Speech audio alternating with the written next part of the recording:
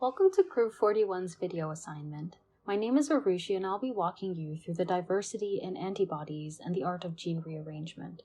As humans, we encounter thousands of microorganisms every day without getting sick each time. Have you ever wondered how this is possible? This is because our immune system is incredibly diverse and has the ability to fight off most of the pathogens that infect us, even ones we've never encountered before.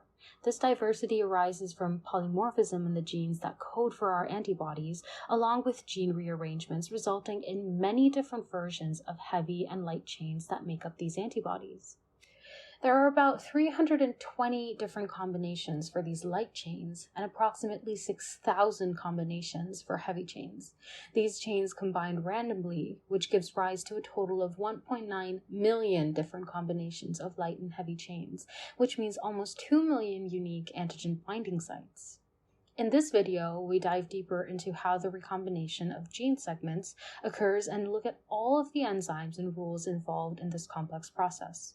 We begin by looking at the different segments that undergo rearrangement within a chain.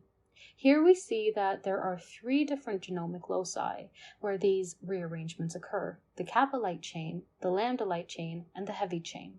Each locus goes through a similar mechanism of rearrangement, with the difference being the heavy chain locus having an extra diversity segment given by D.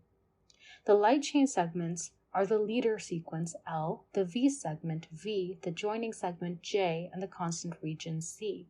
The combination of J and C segments differs slightly in each light chain loci, but the rearrangement process is virtually the same. First, the VJ segments join in a process we will elaborate on later. Next, DNA transcription occurs, which results in the formation of primary RNA with a poly-A tail. Then the leader sequence L joins VJ, and LVJ joins C, which gives us the mRNA. The translation of this mature RNA forms the primary protein product, which is then translocated into the endoplasmic reticulum, where the L sequence is proteolytically cleaved, and finally, we have a mature immunoglobulin light chain. That was a brief overview of the whole recombination event, but a fascinating part of the process is the VJ recombination, which happens with the help of something called the recombination signal sequences, or RSS. These sequences are 7 or 9 bases in length and are in front of the V and J segments.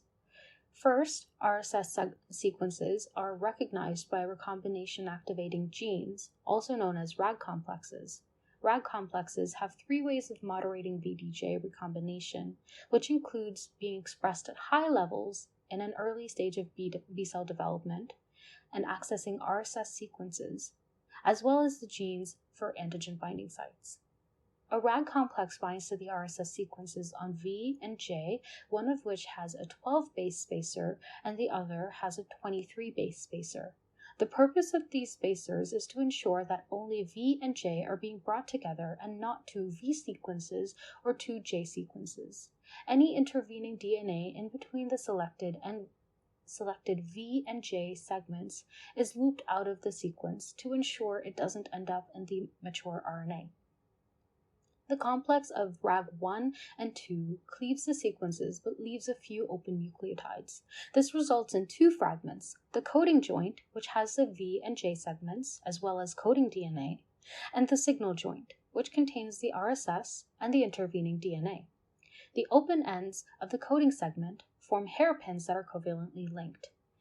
Next, a DNA repair enzyme called Artemis opens the hairpin with a random cut, leading to palindromic nucleotides, or P-nucleotides, which are sequences that are palindromic when read backwards.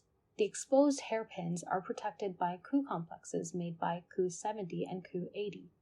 Another enzyme called TDT, or terminal deoxynucleotidyl transferase, comes in and adds random nucleotides to both ends of the cut DNA. These are called N-nucleotides, which you can remember as N for new. The P and N nucleotides may result in frame shifts that could lead to the formation of non-functional chains, which happens about 2/3 of the time, leading to the elimination of these chains. This is a trade-off between gaining diversity and losing efficiency. Lastly, the complex of DNA ligase 4 and XRCC4 finds complementary sequences to ligate the DNA removes the mismatched nucleotides, and repairs the gaps. DNA polymerase filling up all of the gaps completes the recombination event.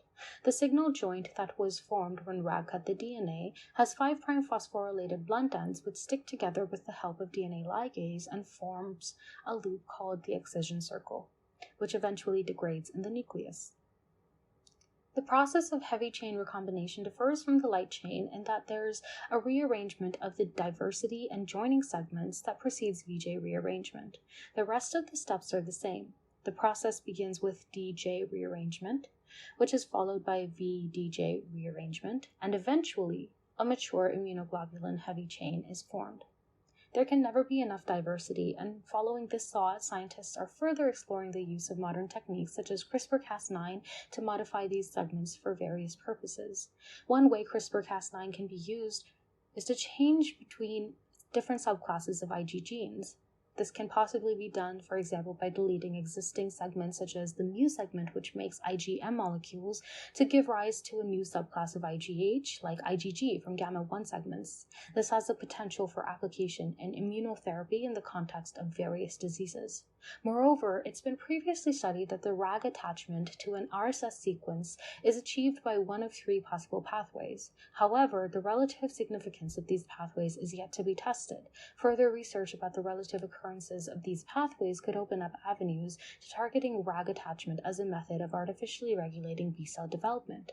To sum up, in this video, we went over the process of VDJ rearrangement in light and heavy chains of B-cell antibodies, all the different enzymes and factors that contribute to this process, and how all of these complex processes result in an incredible amount of diversity. We also went over how diversity can be artificially added to the immune system using the CRISPR-Cas9 system, as well as how an element of the VDJ pathway, RAG complexes, can be used to target and regulate B-cell development.